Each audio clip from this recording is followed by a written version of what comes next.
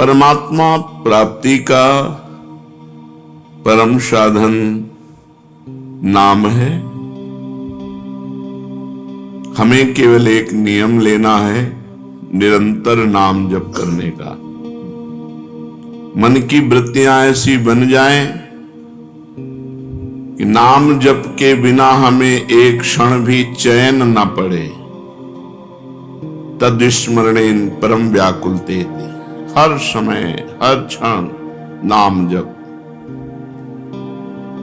नाम भजन के कितने प्रकार हैं? नाम भजन के 3 प्रकार हैं। नाम जप, नाम कीर्तन, नाम स्मरण।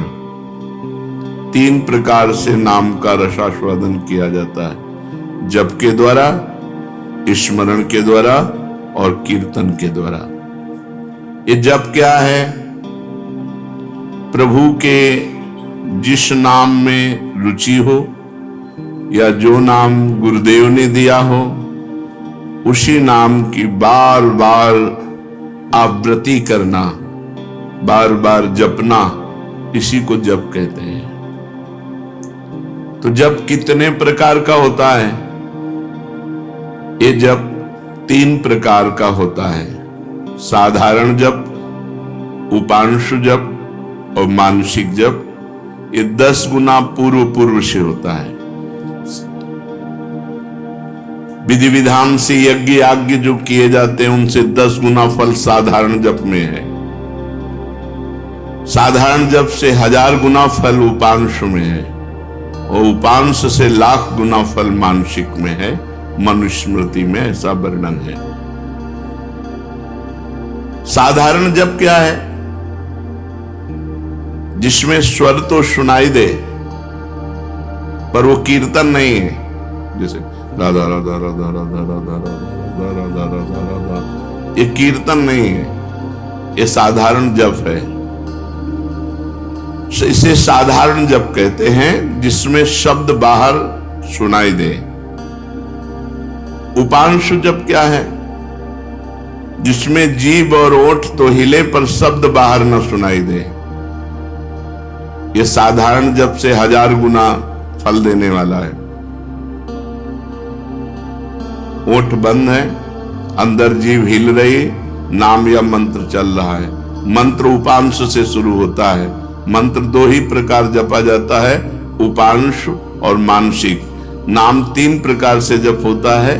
साधारण जिसे वाचिक कहते हैं, फिर उपांश और मानसिक। साधारण जप से उपांश 1000 गुना श्रेष्ठ है। वो जिह्वा चलती है, ओंठ बंद रहते हैं, शब्द बाहर नहीं सुनाई देता।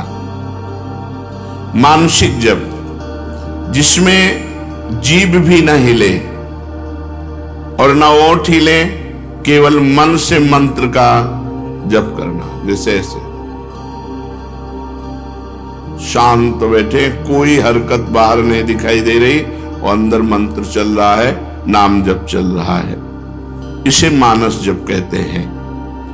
सुना है श्वास के द्वारा नाम जप करने से जल्दी लाभ प्राप्त होता है। हाँ, श्वासा श्वासा नाम जपे दुविधा रहे न कोई। कोई भी श्वास खाली न जाए, उसमें नाम जप करे तो दुविधा अर्थात भगवत प्राप्ति में कोई संशय नहीं। प्रत्येक श्वास की गति की ओर लक्ष्य रखो। हर श्वास के आने जाने में श्वास के साथ नाम उच्चारण करो। अगर ऐसा नहीं बनता तो उपांशु के साथ श्वास जोड़ो, जिह्वा हिलाओ, नाम या मंत्र जप करो ओंठ बंद करके और श्वास के साथ। आरंभ में माला काउंटर जो आपको सुविधा पड़े वो ले लो और श्वास श्वास कई कई नाम, कई कई मंत्र ऊपर खींचने पर, छोड़ने पर श्वास प्रश्वास में जप करे। धीरे धीरे मन लगने लगता है, क्योंकि बिना मन के छूट जाएगा श्वास। श्वास की गणना छूट जाएगी। हर श्वास में नाम जप करना है। स्मरण क्या है? स्मरण युक्त जप किसे कहते हैं? स्मरण केवल मन की वृत्ति से होता है। जिस जप में नाम लिखा जाता है, नाम साक्षात दिखाई देता है, सुनाई देता है, उसे स्मरण कहते हैं। पूरी स्मृति में नाम या मंत्र विराजमान है, आप उसी में डूब कर जप कर रहे हैं, ये केवल मानसिक होता है, ये न वाचिक होता है न उपांश होता है, ये होता ही मानसिक है। इसीलिए प्रायः इस पर ज्यादा देर साधक टिक नहीं पाते। नाम मंत्र चल रहा है, बार बार उसी की आवृत्ति लिख रहे हैं, बार बार उसी को सुन रहे हैं, लेकिन जिह्वा नहीं चल रही, कोई चेष्टा नहीं हो रही, अंदर ही हो रहा है। इसे जप स्मरण युक्त कहते हैं, स्मरण जप कहते हैं। ये मानस मूर्ति पूजा की भांति नामोक्षरों की भावना मन में कर सकते हैं। हाँ, कर सकते हैं। जैसे श्री राधा वल्लभ लाल जी की रूप माधुरी सामने है, अब उनके मस्तक पर लिख रहे हैं मंत्र, उनकी छाती पे लिख रहे हैं, उनके बाजुओं पे लिख रहे हैं, उनके चरणों में लिख रहे हैं। बार बार जहां मन आया पूरे श्रीअंग का दर्शन करते हुए वहीं बार बार मंत्र लिख रहे हैं, बार बार नाम लिख रहे हैं। मानस मूर्ति की पूजा की भांति आपको लाभ देगा। क्या नाम अक्षरों की आवृत्ति का और कोई उपाय है? हाँ, मन की रुचि के अनुसार आप आकाश में कर सकते हो, आप हृदय में अपने कर सकते हो, आप अपने मस्तक पे कर सकते हो। मस्तक पे बार बार लिख रहे हैं अपने अंदर से, या आप अपने हृदय में लिख रहे हैं, या सामने बाहर लिख रहे हैं, जैसे आपकी रुचि बने। या आप नाम के पूरे गहने पहना दीजिए ठाकुर जी को। चरणों में नूपुर तो नूपुर की जगह नाम मंत्र, बाजुओं में बाजूबंद तो बाजूबंद की जगह नाम मंत्र, कुंडल की जगह नाम मंत्र, तिलक की जगह नाम मंत्र हम बार बार लिख रहे हैं। ऐसे जैसे भी बने, अंदर से लिखते हुए नाम का स्मरण करना बहुत जोर का लाभ प्रदान करता है। तो नाम जप, नाम स्मरण, नाम कीर्तन। नाम कीर्तन में गगन भेदेश्वर होना चाहिए। उच्च स्वर स्तंभद सर्वदैव, ऊंचे स्वर से कीर्तन होना चाहिए। जितना उच्च स्वर से होगा उतना ही कीर्तन लाभ देगा। कीर्तन कितने प्रकार के होते हैं? अकेले भी ताली बजाते हुए भगवान नाम कीर्तन होता है। आर्त भाव से अकेले पुकारते हुए ताली बजा रहे भगवान के नाम का कीर्तन, या कई लोग मिलकर के भगवान नाम कीर्तन कर रहे हैं, भगवान का गुण कीर्तन कर रहे हैं। मृदंग है, मंजीर है, ढफ आदि वाद्य बजाते हुए कई लोग मिलकर भगवान के नाम का कीर्तन, गुण कीर्तन। संकीर्तन का क्या प्रभाव है? जहां तक नाम पहुंचेगा वहां तक निष्पाप कर देगा। जिनके कानों में पशु पक्षी, जिनके भी कानों में नाम ध्वनि, गुण ध्वनि पहुंची, गुण ध्वनि चतुरासी जी, जैसे आप चतुरासी जी गायन करते हैं, ये गुण ध्वनि है, महिमा ध्वनि है। नाम ध्वनि, नाम कीर्तन, राधा राधा राधा, ये जहां तक जिसके कानों में पहुंचेगी, पशु पक्षी चिड़िया सबके पाप को नष्ट कर देती है। इसीलिए इसे उच्च स्वर में गाया जाता है, नाम कीर्तन। यहां तक कि जड़ वृक्ष भी पवित्र हो जाते हैं, वो जगह पवित्र हो जाती है जहां नाम कीर्तन होता है। ये तो हम समझ गए। अब हर समय नाम जप कैसे हो? भगवान के नाम में महत्व बुद्धि होने से, अपनी भूल पर पश्चाताप होने पर, मैं क्यों भूल गया इतने सेकंड नाम, और बार बार नाम की आवृत्ति अभ्यास करने से, अभ्यास की कमी के कारण, महत्व बुद्धि ना होने के कारण, भूल जाने पर पश्चाताप ना होने के कारण आपका भजन छूटता है। पूर्ण विश्वास करो, इसी नाम से सब कुछ हो जाएगा। नाम में रुचि हो जाए, नाम में प्रेम हो जाए, यही हमारी साधना की पूर्णता है। विश्वास और प्रेम ही भजन है। भजन क्या है? विश्वास और प्रेम। नाम में रुचि और विश्वास है कि इसी नाम जप से सब कुछ हो जाएगा। नाम में ही विश्वास और नाम में ही रुचि, इसे ही भजन कहते हैं। और भजन करते हुए भी यदि भजन में रुचि नहीं हो रही तो 10 नामापराधों में कोई एक अपराध बन रहा है, उससे बचना चाहिए। पहला, संत पुरुषों की निंदा।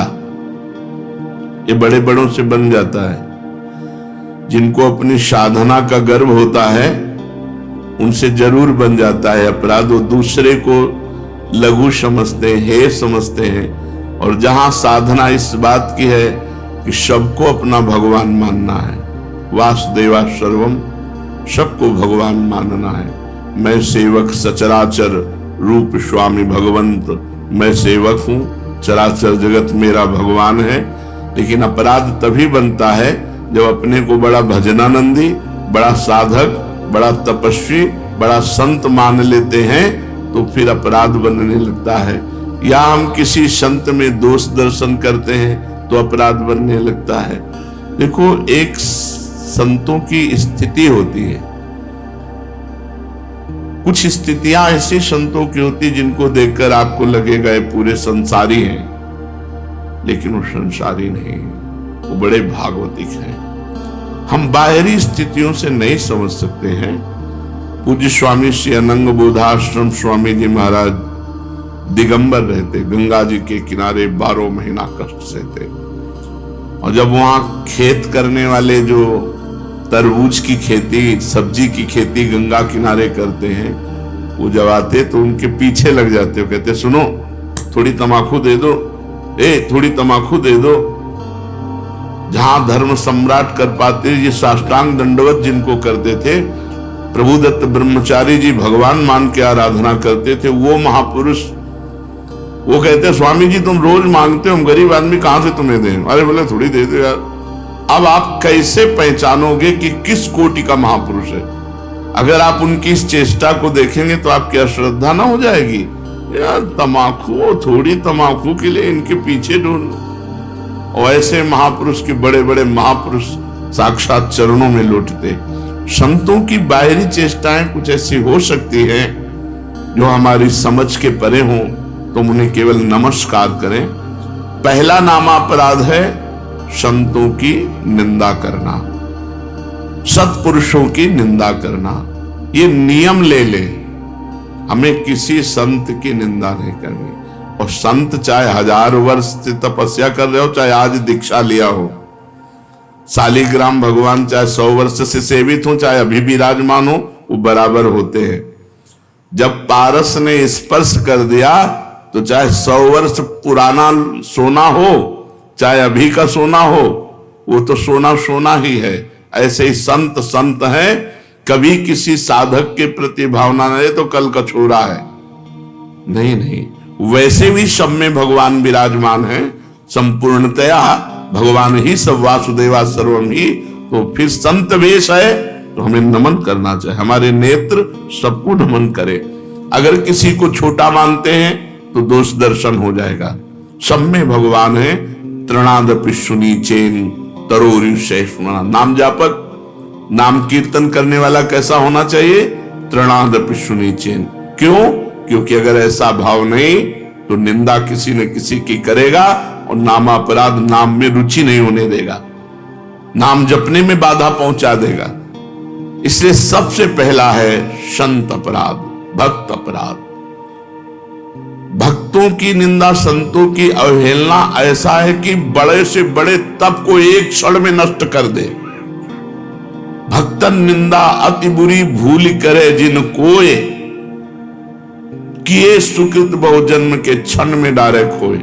एक क्षण में बहुत जन्मों के पुण्य नष्ट हो जाएंगे, एक जन्म की कौन बात कहे। इसलिए डरो, भक्तन के अपराध से डरपत रहो। ध्रुवदास जी ने कहा है।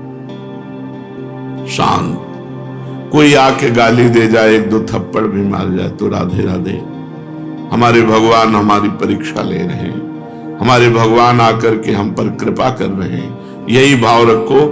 तृणांत पिशु नीचेन, मैं भी तो संत हूं, नहीं मैं नीच हूं, मैं अधम हूं और सब संत हैं, सब भगवान के स्वरूप हैं। ऐसा मानने वाले से कभी अपराध ही नहीं बनता। अपराध बनता है जब गुणाभिमान होता है, अपने में गुणाभिमान होता है, तब दूसरों में दोष दर्शन होता है। इसलिए यदि नाम में निरंतर प्रगति, उन्नति, रुचि निरंतर जपने की प्राप्त करनी है तो 10 नामापराध से बच जाए। पहला नामापराध संत पुरुषों की निंदा, इससे ये बहुत खतरनाक है। विश्व में हर अपराध क्षमा करने के उपाय हैं, लेकिन वैष्णव द्रोह, संत निंदा, भक्त निंदा का उपाय नहीं। भूत वज्र की लीक, इसे वही भक्त क्षमा कर दे तो बात अलग है जिससे आप अपराध किए हो, अन्यथा भगवान भी क्षमा नहीं करते। जब दुर्वासा जी भगवान के पास गए तो श्री भगवान ने कहा, अहम भक्त पराधीनो असुतंत्रो इव द्विज, मैं परतंत्र हूं, ये सुदर्शन मेरे कहने से नहीं रुकेगा। अगर इसके ताप से मुक्त होना चाहते हो तो अम्बरीश जी के चरण पकड़ो जाकर। ऐसा ही करना पड़ा दुर्वासा जी को। इसलिए काहे को व्यर्थ में विपत्ति मोल में ले, काहे को पाप की गठरी सिर पर चढ़ावे, किसी की निंदा ना करे, हमको क्या लेना।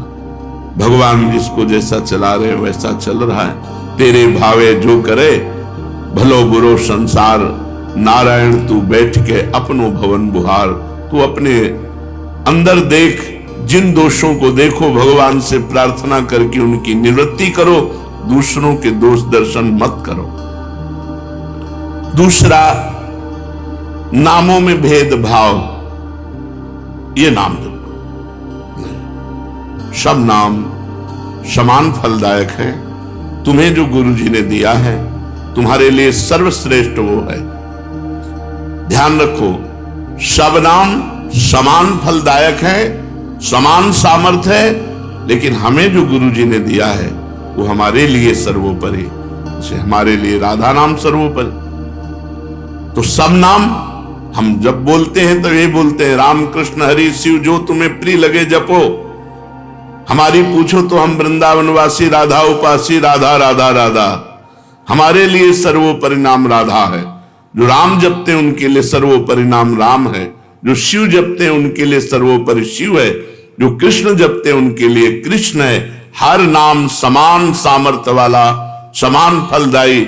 इसीलिए एक नाम जप करके अन्य नाम जाप की अवहेलना मत कीजिए, अन्य नाम को छोटा मत मानिए, अन्य नाम का उपहास मत कीजिए। अगर तुम ये जपते हो इससे क्या होगा, नहीं, ये नामापराध कर रहे हो, तुम्हारे नाम जप में बाधा पड़ जाएगी, अरुचि हो जाएगी। तीसरा, नामदाता गुरु का अपमान। अगर गुरु मंत्र लिए हैं, गुरु नाम लिए हैं, गुरुमुख हुए हैं, आप उन गुरु की अवज्ञा कर देते हैं, अपमान कर देते हैं, अवहेलना कर देते हैं, तो चाहे खोपड़ी के बल खड़े होकर के नाम जप करो, कभी सिद्ध नहीं होगा, कभी भगवदानंद की स्फूर्ति नहीं होगी, क्योंकि नामदाता का अपराध बन गया। अगर इतने भी सद्गुण आ जाए, कभी इतने भी भागवतिकता आ जाए, कोई दिव्यता आ जाए, झूठ बोले बात अलग है, कभी दिव्यता नहीं आ सकती। ये भगवान की बनाई हुई मर्यादा है। जो गुरु अवज्ञा करे, गुरु का अपमान करे, उसे कभी भी भगवत प्राप्ति नहीं हो सकती, कभी भगवान के नाम में रुचि नहीं हो सकती, कभी भगवदानंद की अनुभूति नहीं हो सकती। तीसरा है गुरु का अपमान। चौथा, शास्त्रों की निंदा करना। शास्त्र भगवत स्वरूप है। शास्त्र के स्वाध्याय से ही ज्ञान या नाम में प्रीति होती है, भगवान की तरफ चलना होता है। भगवान का अक्षर ब्रह्म स्वरूप समस्त शास्त्र है, एक एक अक्षर में भगवान विराजमान है। इसलिए किसी भी शास्त्र की निंदा ना करो, सब शास्त्र भगवत स्वरूप है। शास्त्रों की निंदा अगर करोगे तो नाम भगवान तुम्हारी जिह्वा पे नहीं टिकेंगे, नाम में बाधा पड़ जाएगी। पांचवा, नाम में अर्थवाद। अरे इतनी महिमा नाम की है, केवल गाते हैं, केवल प्रशंसा के लिए, ऐसी नहीं महिमा है नहीं। इससे बहुत पतन हो जाएगा, नामापराध बन जाएगा। नाम की जितनी महिमा गाई जाए वो सब थोड़ी है, ज्यादा नहीं है। कहूं कहां लगी नाम बड़ाई, राम न सकहि नाम गुण गाई। स्वयं भगवान राम अपने राम नाम की महिमा का पूर्ण रूप से गान करना चाहे तो वो भी नहीं कर सकते। इतनी महिमा नाम की है कि स्वयं नामी यदि नाम की महिमा का यथार्थ में पूर्णतः गान करना चाहे तो वो भी नहीं कर सकता। तो जो ऋषि मुनि संत महात्मा जितने हुए नाम जापक, वो जो वर्णन करते हैं वो यथार्थ सत्य है, लेकिन पूर्ण नहीं है। पूर्ण तो भगवान भी नहीं नाम की महिमा का गान कर सकते, इतनी अपार महिमा नाम की है। इसलिए नाम में अर्थवाद कि अरे ये तो नाम की रोचकता के लिए इतनी प्रशंसा कर दी गई है, वैसे वस्तुतः ऐसा है नहीं, ऐसा सोचना ये नामापराध है। छठा, नाम का सहारा लेकर के पाप करना। कोई पाप कर्म कर रहे, अरे नाम जप लेंगे उससे नष्ट हो जाएगा। पीछे आपने सुना है कि जो नाम के बल से पाप करते हैं उनको अवश्य नरक मिलता है, क्योंकि नाम अबलो नशानी अबनान से, आज तक किया अब नहीं करूंगा, जपो सब पाप नष्ट हो जाएंगे। लेकिन ये उत्साह रखकर पाप करना कि चलो मैं शाम के खूब राधा राधा रट लूंगा, हर नाम एक नाम में जितनी सामर्थ्य उतना कोई पाप कर ही नहीं सकता, तो मैं मनमानी पाप करूं और शाम के नाम जप करूं, नहीं, तुम्हें नरक की प्राप्ति होगी। तुम नामापराध कर रहे हो, नाम का सहारा लेकर पाप करना। सातवां, धर्म व्रत यज्ञ आदि के साथ नाम की तुलना करना, किसी और साधन से नाम की तुलना करना। नाम अद्वितीय साधन है, नाम के समान कोई भी साधन नहीं है। चाहे यज्ञ हो, चाहे व्रत हो, चाहे दान हो, चाहे तीर्थ याटन हो, नाम के समान नहीं है। इसलिए नाम के बराबर कि भाई तुम नाम जप कर रहे हो, हम गंगा नहा के आ रहे हैं, तुम नाम जप कर रहे हो, हम अमुक धर्म कार्य करके आ रहे हैं, तुम नाम जप कर रहे हो, हम अमुक व्रत कर रहे हैं, हम तो 108 यज्ञ कर रहे हैं, तो नाम जापक की बराबरी किसी से नहीं हो सकती। नाम की समानता धर्म व्रत यज्ञ आदि के साथ तुलना करना। नाम जापक जब गंगा जी को स्पर्श करता है तो गंगा जी निष्पाप हो जाती है, गंगा जी निष्पाप हो जाती है। गंगा पापम, गंगा जी पाप का नाश करते हैं, लेकिन जब नाम जापक गंगा जी का स्पर्श करता है तो गंगा निष्पाप हो जाती है। इसलिए धर्म व्रत यज्ञ आदि के साथ नाम की तुलना करना ये नाम का सातवां अपराध है। आठवां, हरि निंदक, हरि विमुख, अवहेलना करने वाले भक्तों की, उन अश्रद्धालुओं को जो सुनना नहीं चाहते, जो भक्तों की निंदा करते, भगवान की निंदा करते हैं, ऐसों को नाम का उपदेश करना। अब यहां विचारणीय विषय है, जो सुनना नहीं चाहते हैं, अभी आपने सुना कि जब नाम कीर्तन किया जाता है तो यदि उनके कान में नाम पड़े उनका भी मंगल हो जाएगा। उनको उपदेश नहीं करना, लेकिन नाम सुनाना है। दूर से भगवान नाम की जय घोष करनी है, घोर पापी के भी कान में जाएगा तो उसका मंगल करेगा। नाम कीर्तन की महिमा में सुना, तो यहां ये बात नहीं है। यहां बात कही जाती है उसको शिष्य बनाना, उसको उपदेश करना। जो अश्रद्धालु है, सुनना नहीं चाहता, हरि निंदक है, भक्त निंदक है, ये नामापराध है। ऐसे को शिष्य नहीं बनाना चाहिए। लेकिन नाम कीर्तन सुनने का सबको अधिकारी है। जैसे जगाई और मधाई, मांस मदिरा आदि सबसे युक्त पुरुष, घोर दुष्ट स्वभाव, भक्त को देख करके ही गाली देना और उनका उपहास करना। हरिदास जी ने कहा नित्यानंद महाप्रभु से, छोड़ो इनके समीप भी नहीं चलना, ये मोहल्ले में उनका तंबू लगा हुआ है, शिविर लगा हुआ है, चलोगे ठीक नहीं है। काहे को मधुमक्खी के छत्ता पे ईंट मारे, वो भनभना के तुम्हारे ऊपर ही आएंगी।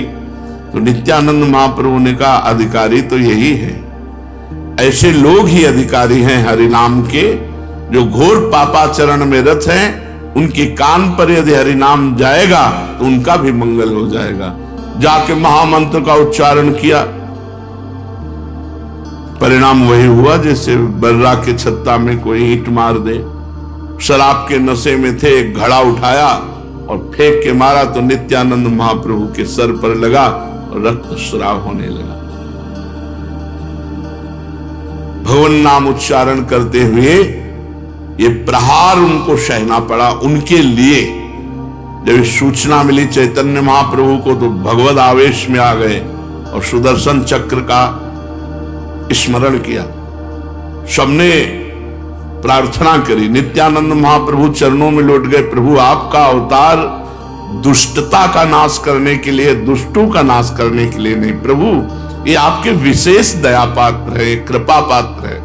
आखिरकार उन दोनों भाइयों को महाभागवत बना दिया, जगाई मधाई को महाभागवत बना दिया। उनके नाम के घाट बने हुए हैं। तो भगवान नाम सुनने का अधिकारी सब कोई है, लेकिन भगवान नाम की दीक्षा का जो हरिनिंदक है, भक्त निंदक है, अश्रद्धालु है, ऐसे को यदि नाम उपदेश किया जाए तो नामापराध लगता है।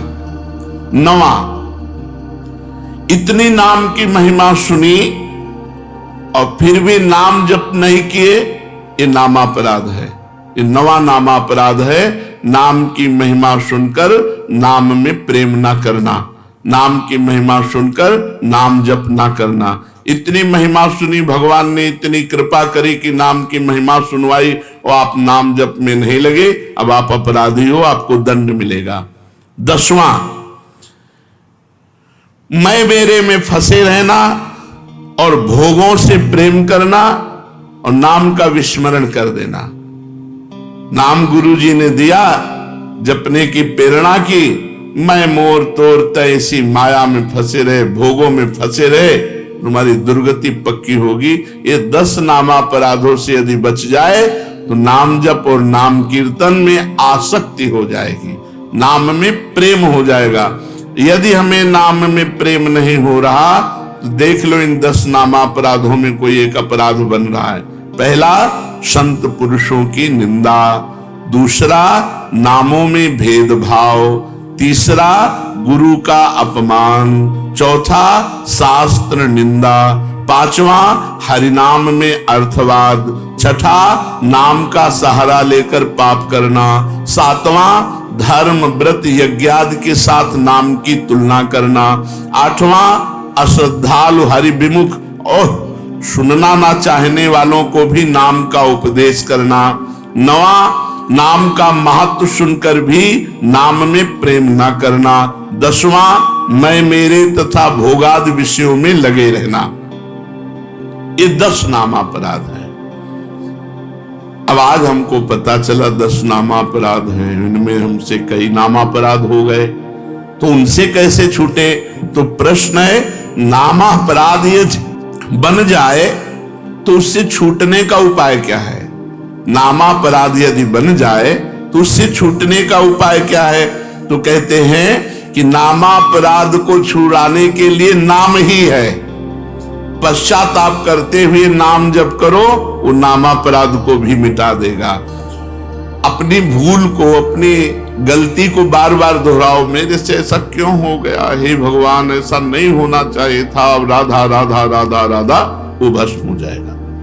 अंदर जलन होना, पश्चाताप होना, अपनी भूल स्वीकार करना और नाम जप करना, तो नाम जप से ही और पश्चाताप से ही आपका नामापराध नष्ट हो जाएगा।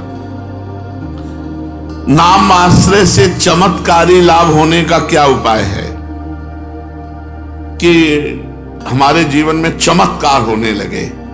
ऐसा कोई उपाय बताइए। चमत्कारी लाभ, भाई नाम स्वयं में चमत्कार है। एक बार श्री ज्ञानदेव जी और नामदेव जी ब्रजमंडल में परिक्रमा के लिए आदि दर्शन के लिए। वो तो महायोगी ज्ञानदेव जी सूक्ष्म रूप धारण किया और कुएं में जाकर जल पियाए, पर अपनी प्यास बुझा ली। नामदेव जी से कहा आप, उनका हमारे पास तो योग है नहीं, नाम ही है, विठ्ठल विठ्ठल विठ्ठल विठ्ठल। कुएं से पानी ऊपर उठने लगा और समीप से आके बहने लगा और पीने लगे। नाम सर्व चमत्कारी, नाम सर्व चमत्कारी। कबीरदास जी के एक शिष्य जो आए थे उनसे शास्त्रार्थ करने, पद्मनाभ जी, वो जा रहे थे तो एक भीड़ लगी हुई थी। ऐसे कौतूहल बस देखा क्या बात है, तो एक आदमी आत्महत्या करने जा रहा था। उसे गलित कुष्ठ था शरीर में, तो पत्थर बांध करके वो गंगा जी में डूबकर मरना चाहता। पद्मनाभ जी नजदीक गए, उनका ऐसा क्यों करना चाहते हो? बोले कोई प्यार नहीं करता, जिसको देखो मुझे घृणा की दृष्टि से देखता है और मेरा शरीर गलित कुष्ठ पी मवाद में नहीं जीना चाहता, इसलिए मैं आत्महत्या करना चाहता हूं। तो उनका डुबकी लगाओ, गंगा में खड़े हो, एक डुबकी लगाओ, राम देखो, अभी 2 डुबकी 3 डुबकी में एकदम फ्रेश शरीर। जब लौट कर गए तो कबीरदास जी से कहा कि बड़ी चमत्कार पूर्ण नाम की महिमा है। क्या? बोले गलित कुष्ठ ने जब हमने प्रेरणा की तो राम बोलकर जो डुबकी लगाई उसका गलित कुष्ठ, तो उनका राम पूरा नाम नामाभास से ठीक हो सकता था। कबीरदास जी ने कहा नामाभास से ठीक हो सकता था। भाई जी महाराज ऑफिस में बैठे थे राधा बाबा के साथ, सूचना है कि कोई आदमी आया है, आपसे जरूर मिलना चाहता है, वो बहुत पीड़ित है, तो कंबल ओढ़े हुए थे। भाई जी क्या बात है भाई? उनका मैं आत्महत्या करने जा रहा हूं। क्यों? कंबल हटाया, देखा पूरा शरीर गलित कुष्ठ से। उनका गलित कुष्ठ। भाई जी ने कहा अच्छा नहीं, आत्महत्या करना तो ठीक नहीं, भगवान नाम लेकर जे ही आलिंगन खत्म। वासुदेव कुष्ठी का चरित्र है चैतन्य चरितावली में। चैतन्य महाप्रभु ने हरे कृष्ण कह के जे गले से लगाया। नाम का अद्भुत चमत्कार। और छोटे मोटे चमत्कारों में प्रयोग करोगे तो सबसे बड़ा चमत्कार की सुमिर पवन सुत पावन नामू अपने बस कर राखे रामू, ये नहीं हो पाएगा। भगवान का साक्षात्कार नहीं हो पाएगा यदि अपने नाम का प्रयोग करोगे। भगवान का ये हमने जीवन में कई बार देखा है। भगवान नाम का अद्भुत चमत्कार, अद्भुत महिमा भगवान नाम की देखी। नाम में विश्वास हो, नाम को आदर बुद्धि के साथ जपो, नाम का चिंतन करते हुए नाम जपो, नाम को गुप्त रखो, जो चाहोगे हो जाएगा। नाम को गुप्त रखो। कितना जप संख्या करते हो? इसीलिए हम संख्या करते ही नहीं। सही ईमानदारी से अगर कोई हमें हाथ खड़ा करके पूछे कि तुम्हारी साधना क्या है, तो हम कह देंगे शून्य। शून्य के सिवा हमारी साधना कुछ नहीं है, क्यों कोई गणना नहीं है। कोई गणना हो कि ये है ये है ये है। अब जो दिनचर्या बन गई वो तो जैसे किसान की खेती वैसे हमारी दिनचर्या है। हम उसे साधना थोड़ी मानते हैं। जैसे किसान आदमी अपना सुबह से खुरपी फावड़ा लिया, अपने खेत में गया, दिन भर मेहनत की, शाम के खाया पिया, चैन से सो गया, अब उसे हम साधना माने? अब हमारा तो जीवन बचपन से यही रहा, तो हमारी तो किसानी यही है, हमारी खेती यही है। कोई गणना नहीं। अगर हमसे पूछा जाए आपकी साधना